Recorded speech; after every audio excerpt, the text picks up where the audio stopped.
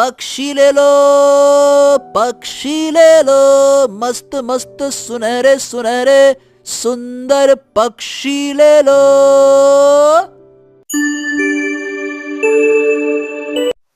तेज बारिश हो रही थी। हरी भीगते हुए इधर उधर भाग रहा था और बार बार पुकार रहा था, कोई है क्या? अरे कोई है, कोई तो मदद करो। किसी ने मेरी पत्नी को देखा है क्या? कल रात से वो गायब है। अरे किसी ने देखा है क्या? कोई तो मेरी मदद करो, कोई तो करो। मेरी पत्नी कहाँ चली गई, वो भी ऐसी बारिश में? अरे सुनो, कोई है? उसकी आवाज सुनकर दो गांव वाले आ जाते हैं। अरे ओ हरिया, लगता है कि तेरी पत्नी तुझको छोड़कर भाग गई है, फुर्र हो गई। आखिरकार कब तक तेरे साथ रहकर जिल्लत की जिंदगी जीती? हाँ, बिल्कुल सही कह रहे हो भाई। अरे इसके साथ रहेगा कौन? एक नंबर का फटीचर है, गरीब लोहार, ढंग से 2 वक्त की रोटी कमा नहीं पाता तो पत्नी क्या पालेगा? हैं? पक्का इसकी पत्नी किसी पैसे वाले के साथ में फुर्र हो गई है, भाग गई। नहीं नहीं नहीं नहीं नहीं, तुम लोग गलत कह रहे हो। ऐसा कभी हो ही नहीं सकता। मेरी पत्नी मुझे छोड़ के कभी नहीं जा सकती। अब वो बस यही कहीं खो गई है, मुझे अभी मिल नहीं रही है, मिल जाएगी। बड़ा आया, मिल जाएगी। तेरी पत्नी तुझे कभी नहीं मिलने वाली। वैसे भी तेरे जैसे खड़ूस और गरीब के साथ कौन रहना चाहेगा?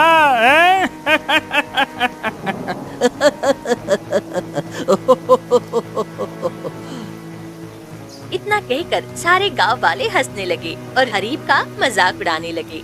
हरीब दुखी होकर घर लौट आता है और घर पहुंचते ही वो फूट फूट कर रोने लगता है। ए भगवान, गांव वाले कैसी कैसी बातें करते हैं। लेकिन नहीं नहीं नहीं नहीं नहीं, मुझे मेरी पत्नी पर पूरा भरोसा है। मेरी पत्नी सोना, वो मुझे छोड़कर ऐसे नहीं जा सकती। मुझे उसे ढूंढना होगा, चाहे कुछ भी हो जाए, मैं उसे ढूंढ कर रहूंगा। हाँ। फिर रघु घर से निकल पड़ा और अपनी पत्नी को ढूंढते ढूंढते घने जंगलों में चला जाता है। तभी जंगल में उसे एक आदमी दिखाई देता है जो पिंजरे में बंद पक्षी बेच रहा था। पक्षी ले लो, पक्षी ले लो, मस्त मस्त सुनहरे सुनहरे सुंदर पक्षी ले लो। अरे ये क्या? इसने मासूम पक्षियों को पिंजरे में बंद करके रखा है। नहीं नहीं नहीं नहीं नहीं, मुझे इन्हें आजाद करना चाहिए। किसी भी जीव को यूं पिंजरे में कैद करना ठीक नहीं है। हरी अपने पॉकेट में हाथ डालता है और कुछ सिक्के निकालता है। रुक जाओ, देखूं क्या है मेरे पास। हाँ, यही तो मेरी जमा पूंजी है। एक काम करता हूँ, इसी से मैं इन सभी बेजुबानों की मदद करता हूँ, इनको आजाद करवाता हूँ। हाँ। हरी पैसे लेकर उस आदमी के पास जाता है। अरे ओ भाई, सुनो सुनो सुनो, ये सारे पक्षी मुझे कितने में दोगे? देखो, पूरे पक्षियों का 10 चांदी के सिक्के लगेंगे। हाँ तो ठीक है, मैं इन्हें अभी खरीदना चाहता हूँ। मेरे पास 10 चांदी के सिक्के हैं। एक काम करो, तुम ये लो और इन सभी पक्षियों को मुझे दे दो। लाओ। फिर आदमी वो पैसे लेकर सारे पक्षियों को हरी को दे देता है और वहाँ से चला जाता है। हरी पिंजरे को खोलते हुए कहता है, तुम सभी बोल नहीं पाते, लेकिन मुझे पता है, अगर बोल पाते तो इंसाफ जरूर मांगते। अब मैं तुम्हें आजाद करूंगा, तुम्हें एक अच्छी जिंदगी मिलेगी। हाँ, जाओ मजे करो। इतना कहकर हरी सभी पक्षियों को पिंजरे से आजाद कर देता है। सभी पक्षी उड़ जाते हैं, लेकिन एक सुनहरे रंग का पक्षी वहीं रुक जाता है। अरे भाई, तू क्यों रुका है? तू भी चला जा, तुझे भी तो आजाद कर दिया। जा भाई। मैं नहीं जा सकता, तुमने मेरी जिंदगी बचाई है, मेरा जीवन तुम्हारा कर्जदार है। अरे बाप रे बाप! ए भैया, तुम बोल कैसे सकते हो? तुम तो एक साधारण पक्षी हो। मैं कोई साधारण पक्षी नहीं हूँ। मैं तुम्हारी किस्मत बदल दूंगा, इसीलिए मैं अपना कर्ज चुकाए बिना नहीं जाऊंगा। हो तो ठीक है, चलो आज से हम दोनों साथ में रहेंगे। ठीक है, चलो।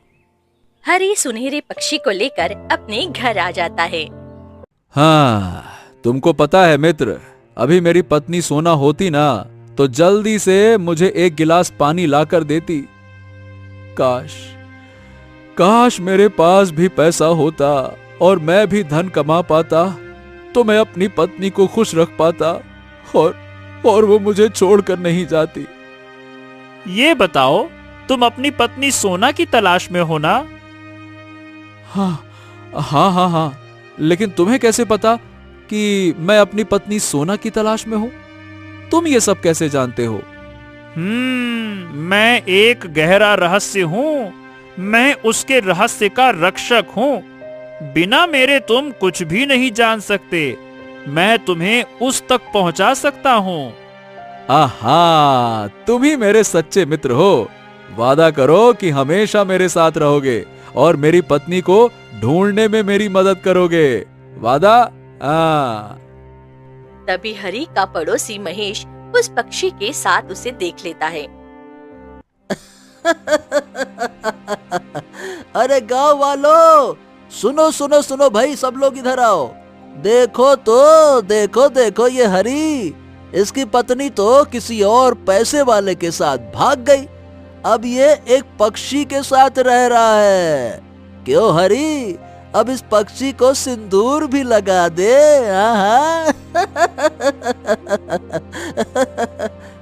अरे क्या बात कर रहे हो? क्या सच में इसने एक पक्षी को अपनी पत्नी बना लिया है? चलो ठीक है, कम से कम ये पत्नी वाला तो कहलाएगा।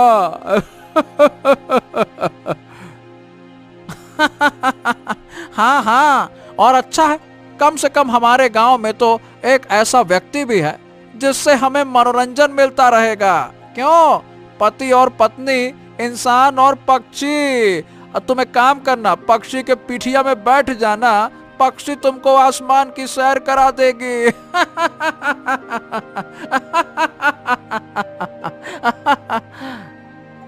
सभी गांव वाले खूब हंसने लगते हैं। हो, ये लोग कभी नहीं सुधरने वाले। अब तो मैं इन्हें समझाता भी नहीं हूं। इनको जवाब दिया तो अपनी मंजिल तक नहीं पहुंच पाएंगे। सब्र रखना होगा। सोना का सच जानने के लिए हमें कहीं जाना होगा। ठीक है मित्र, मैं अपनी पत्नी के लिए ये अपमान सहने के लिए तैयार हूं। बताओ, मुझे कहां जाना होगा? तुम मेरे साथ चलो। जंगल में एक तपस्वी रहते हैं, उन्हें इन सब की जानकारी है। उनके पास जाकर अपनी सारी बातें बताना, वो तुम्हें इसका समाधान जरूर बताएंगे। हाँ, ठीक है, तो हम अभी के अभी निकल पड़ते हैं। चलो। फिर दोनों जंगल की तरफ बढ़ जाते हैं। हाँ, बाप रे, हम इतने दूर तो आ गए, पर यहाँ कोई तपस्वी तो नजर नहीं आ रहे हैं। कहाँ हैं वो? बस तुम थोड़ा और दूर तो चलो। आएंगे, जरूर नजर आएंगे। चलो, आ जाओ। वे आगे बढ़ते हैं। तभी थोड़ी ही देर में एक कुटिया में तपस्वी साधना में बैठे हुए उसे दिखाई देते हैं।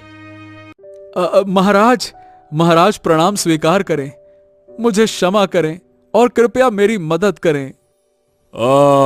आओ हरे, बताओ मैं कैसे मदद कर सकता हूँ? महाराज, मेरी पत्नी पता नहीं कहाँ चली गई। वो अचानक से गायब हो गई है। मैं उसे ढूंढते ढूंढते परेशान हो गया हूँ। वो कहाँ है, कैसी है, मुझे मिल नहीं रही है। आखिरकार हुआ क्या है मेरी पत्नी के साथ? तुम्हारी पत्नी कोई साधारण स्त्री नहीं थी। वो जहां से आई थी वहां वापस चली गई। क्या?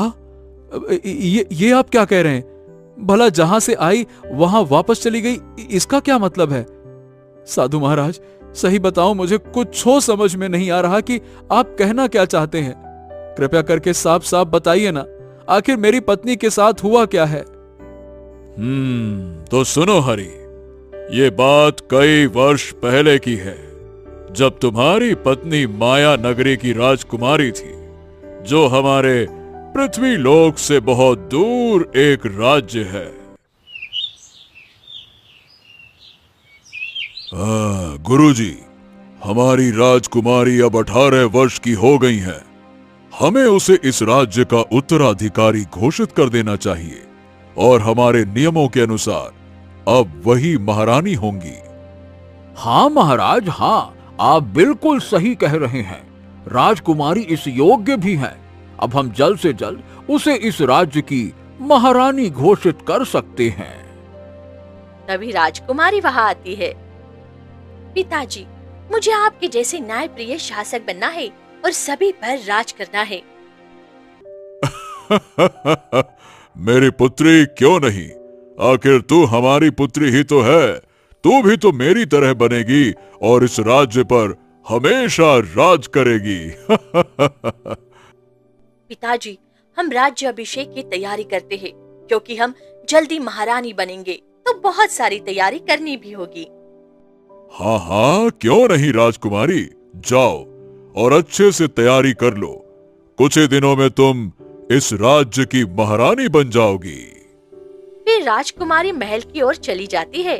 तभी एक बूढ़ी दासी उसके सामने आ जाती है।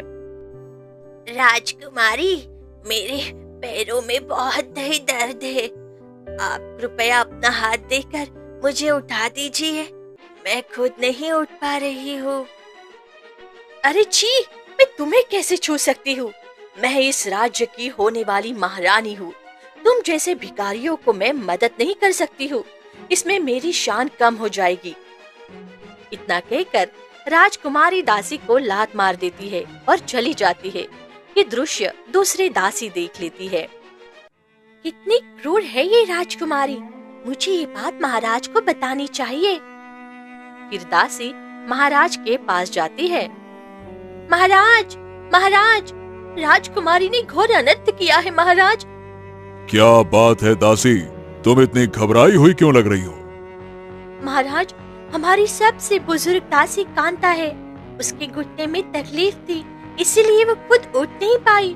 उसने राजकुमारी से हाथ मांगा ताकि वो उठ सके, लेकिन राजकुमारी ने उसे हाथ नहीं दिया और ऊपर से उसे 2 लात मार दी। इतनी नीच हरकत! अरे ये तो हमारे कुल में घोर अनर्थ है, अनर्थ। हाँ गुरु, आप बिल्कुल ठीक कह रहे हैं। राजकुमारी को ऐसा नहीं करना चाहिए था। अरे महाराज, राजकुमारी में इतना घमंड है कि यदि हम उसे अभी महारानी घोषित कर देंगे तो राज्य का शौर्य मिट्टी में मिल जाएगा।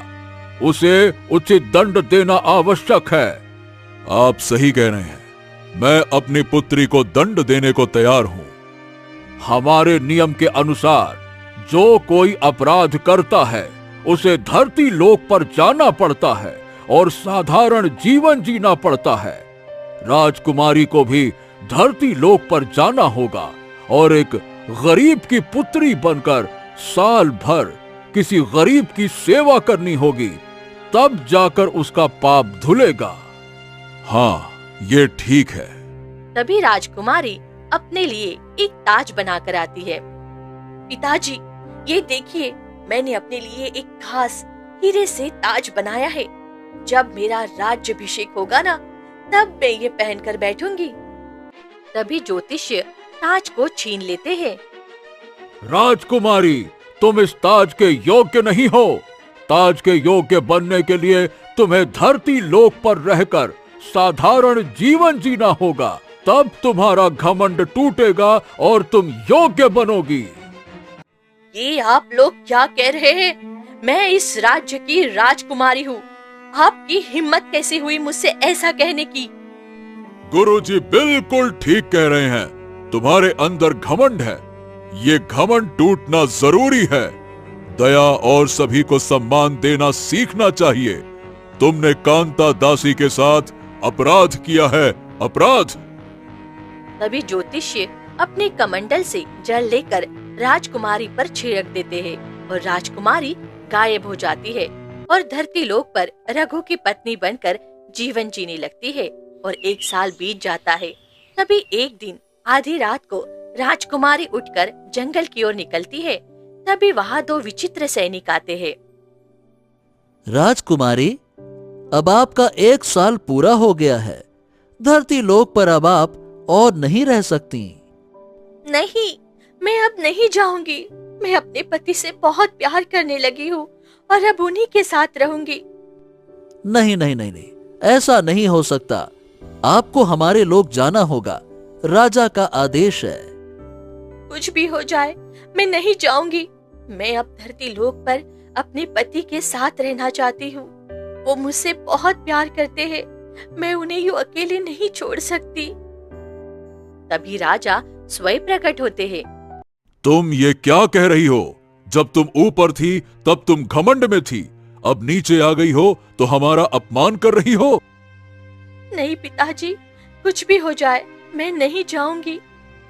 तुम्हें सजा मिलना बहुत जरूरी है, इसलिए तुम जाओ और पत्थर की मूर्ति बन जाओ। जाओ। इतना कहते ही राजकुमारी पत्थर की मूर्ति बन जाती है। हाँ, और तुम्हारी पत्नी तुम्हारी वजह से पत्थर की मूर्ति बनी और अब वो एक समुद्र के किनारे पड़ी हुई है। क्या? नहीं नहीं नहीं नहीं नहीं, साधु महाराज, मैं अपनी पत्नी को जिंदा करना चाहता हूं। आप तो मुझे यह बताइए कि मुझे करना क्या होगा। मैं अपनी पत्नी के बिना नहीं रह सकता। सोना भी मुझसे प्यार करती है और मेरे ही चलते उसने अपनी राजगद्दी त्याग दी। तो मेरा यह फर्ज है कि मैं उसे पत्थर की मूर्ति से आजाद करूं। मैं अपनी पत्नी को कुछ भी करके आजाद करूंगा। बताइए साधु महाराज, करना क्या होगा? तो बात यह है कि मैं इसके आगे तुम्हारी कोई मदद नहीं कर सकता। अब इसके आगे का रास्ता तुम्हें खुद ढूंढना होगा। फिर साधु वहां से विलीन हो जाते हैं। अरे ये क्या किया साधु महाराज आपने? अब मैं क्या करूं? अब भला मैं कैसे अपनी पत्नी को ढूंढूं और उसे पत्थर की मूर्ति से कैसे आजाद कराऊं? मुझे तो कुछ समझ ही नहीं आ रहा है। एक तो मैं जंगल के बीच में आके फंस गया हूं, अब क्या करूं पता नहीं। मित्र, तुम्हें समुद्र के किनारे जाना होगा। तुम्हारी पत्नी तुम्हारा इंतजार कर रही है। तू ही मेरा साथी है। ठीक है, हम समुद्र के किनारे जाएंगे। चलो चलते हैं। फिर वे दोनों वहां से निकल पड़ते हैं। थोड़ी ही दूर जाने के बाद उन्हें एक बूढ़ी औरत मिलती है जो बहुत रो रही होती है। बेटा, मेरी मदद करो। मैं बहुत दिनों से इस जंगल में भटक रही हूँ। मुझे कोई रास्ता ही नहीं दिख रहा है। अम्मा, आप चलिए ना, चलिए चलिए चलिए। मुझे भी इस जंगल का रास्ता पता नहीं है, लेकिन मैं भी कोशिश करूंगा कि आपको बाहर ले जाऊं। आई आई, अरे चलिए मेरे साथ, चलिए चलिए चलिए। हरी बूढ़ी औरत को अपने साथ ले जाता है और थोड़ी दूर चलने के बाद बूढ़ी औरत को रास्ता मिल जाता है। तुम्हारा बहुत बहुत धन्यवाद बेटा, तुमने मुझे रास्ता दिखा दिया। मैं बस यहीं तक रहूंगी, अब मैं चली जाऊंगी। आप यहाँ कहाँ जाएंगी अम्मा? ये जंगल बहुत खतरनाक है, अकेले मत जाइए, आपकी जान को खतरा हो सकता है। नहीं बेटा, तुम बहुत परेशानी में हो, फिर भी तुमने मेरे लिए इतना किया, यही मेरे लिए काफी है। तुम कहाँ जा रहे हो इस पक्षी के साथ? मैं अपनी पत्नी की तलाश कर रहा हूँ, जो एक पत्थर की मूर्ति बनी हुई है। मैं उसे ढूंढ रहा हूँ। अच्छा, तो तुम पत्थर की मूर्ति को ढूंढ रहे हो? वह यही पास है। थोड़ी दूर जाकर एक रास्ता मिलेगा, उस रास्ते पर तुम सीधे जाओ, तुम समुद्र के किनारे पहुंच जाओगे। अरे, पर आपको कैसे पता कि वो यहीं पर है? बस इतना समझ लो कि मैं तुम्हारी पत्नी की फिक्र करने वाली हूँ। इतना कहकर बूढ़ी औरत गायब हो जाती है। अरे ये क्या? अब ये बूढ़ी अम्मा कहाँ चली गईं? अरे भगवान, ये क्या हो रहा है? मुझे तो कुछ समझ ही नहीं आ रहा है। चलो आगे चला जाए। फिर हरि आगे बढ़ता है और उस जगह पर जाता है जहाँ उसकी पत्नी पत्थर की मूर्ति बनी हुई थी। वो देखता है कि मूर्ति से आंसू गिर रहे थे। हाँ, अरे सोना, सोना, तुम तो मेरे लिए पत्थर की मूर्ति बन गई। मैं तुम्हें कैसे इस मूर्ति से आजाद करूं? मुझे कुछ समझ में नहीं आ रहा है, क्या करूं? तभी पत्थर की मूर्ति से आवाज आती है, हरि, तुम मुझे इस मूर्ति से आजाद कर सकते हो। मैं कई दिनों से तुम्हारा इंतजार कर रही थी कि तुम मुझे ढूंढते ढूंढते मेरे पास जरूर आओगे। हाँ, तुम बोल रही हो। हाँ हाँ सोना, मैं तुमसे बहुत प्यार करता हूँ। तुम कैसे ठीक हो सकती हो? मैं तुम्हें आजाद कराऊंगा, तुम बिल्कुल चिंता मत करना। बस मुझे ये बताओ कि मुझे करना क्या होगा? तुम्हें मेरे लोक तक जाना होगा और मेरे पिता से क्षमा मांगनी होगी और मेरे लोगों का जल लाना होगा। उस जल से मैं पत्थर की मूर्ति से फिर से इंसान बन पाऊंगी। ठीक है, मैं तुम्हारे लोक तक जाऊंगा। लेकिन सोना, मुझे कोई रास्ता भी तो नहीं पता है। मैं वहां तक जाऊंगा कैसे? मैं तुम्हें रास्ता बताऊंगा। हैं? लेकिन तुम्हें कैसे पता ये रास्ता? क्योंकि ये कोई और नहीं बल्कि मेरी रक्षक है। मेरा रक्षक जो इतने दिनों से मेरी रक्षा कर रही थी और मेरी खबर तुम्हारे पास लेकर आया। क्या? क्या गजब करते हो मित्र। तुम रक्षक थे और इतने दिनों तक मुझे ये बताया क्यों नहीं? गजब करते हो भाई। क्योंकि मुझे अनुमति नहीं थी। यदि मैं तुम्हें कुछ भी बता देता तो ये पत्थर की मूर्ति हमेशा के लिए टूट जाती। ये श्राप था, इसीलिए तुम्हें खुद रास्ता ढूंढना था। अब आगे चलो, मैं तुम्हें उस लोक तक ले जाता हूँ। चलो। तभी एक तेज रोशनी फैलती है और वहाँ एक सुंदर द्वार खुलता है। हरि उस द्वार के अंदर जाता है और माया नगरी में पहुँच जाता है। वहाँ सभी लोग विचित्र तरीके से दिखते हैं। अरे, ये सब लोग इतने अजीब क्यों दिख रहे हैं? और उनकी आंखें लाल हैं, चेहरा काला क्यों है? क्योंकि ये विचित्र लोक है। यहाँ तुम्हें सभी विचित्र प्राणी मिलेंगे। यहाँ मनुष्य का कोई नामो निशान नहीं है। अच्छा, तो अब मुझे महाराज से मिलना होगा। हाँ ठीक है, चलो हम आगे बढ़ते हैं। आ जाओ आ जाओ आ जाओ। वे थोड़े ही आगे बढ़ते हैं, तभी एक विचित्र प्राणी उन्हें देखता है। अरे ये क्या? हमारे विचित्र माया नगरी में ये इंसान कैसे आ गया? हाँ, सच में ये तो कोई इंसान है। चलो इसे अपना गुलाम बना लेते हैं और अपने पास रखते हैं। चलो। अरे क्या चलो, खबरदार। तुमने अगर इसे छुआ भी तो तुम्हारी खैर नहीं।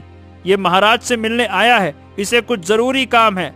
तुम लोग इसे मत छूना, मैं इसकी रक्षा कर रहा हूँ। दूर रहो। हाँ, यह तो हमारे ही राज्य का रक्षक है, पर यह मनुष्य के साथ क्या कर रहा है? अरे पता नहीं, शायद कुछ तो है। चलो देखते हैं क्या है माजरा। फिर सुनहरा पक्षी और हरि आगे बढ़ते हैं और राज दरबार में पहुंच जाते हैं। अरे, हमारी पुत्री की मति भ्रष्ट हो गई है। अब मैं करूं तो करूं क्या? कैसे उसे अपने दरबार में वापस अपने लोगों के साथ लेकर आऊं? महाराज, राजकुमारी अब पूरी तरह से इंसानी रूप में घुल मिल गई हैं। इसी वजह से वो हमारे लोगों के पास नहीं आना चाहती, पर उसे हमारे लोगों के पास आना ही होगा महाराज। इतना कहते ही हरि राज दरबार में प्रवेश करता है।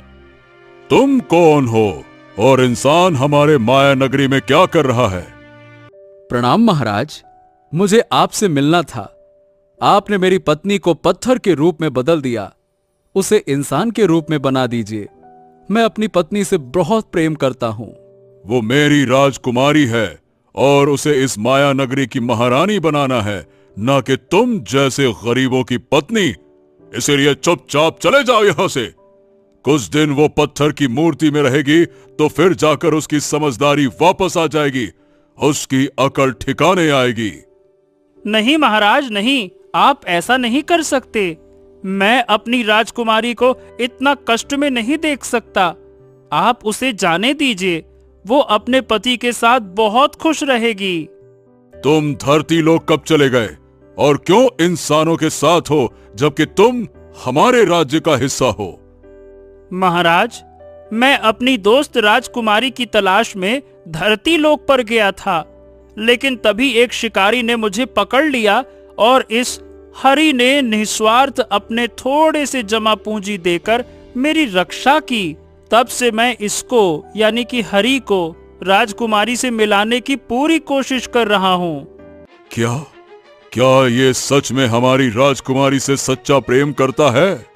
हाँ। हाँ, मैं राजकुमारी के लिए कुछ भी करने को तैयार हूँ। चलो तो ये तलवार उठाओ और अपना सर धड़ से अलग कर दो। हाँ, ठीक है महाराज।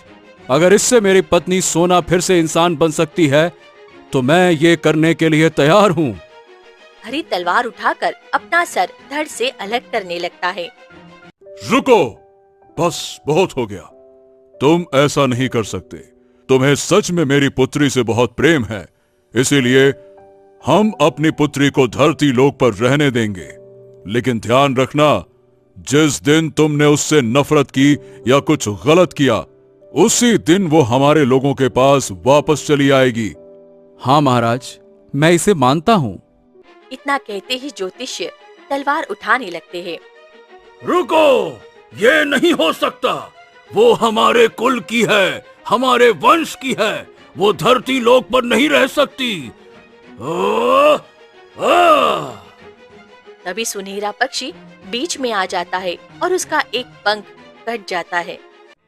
नहीं नहीं नहीं नहीं नहीं नहीं, ये क्या कर दिया आपने? ये क्या हो गया? मित्र, मित्र, तुम मुझे छोड़कर नहीं जा सकते। उठो, उठो मित्र।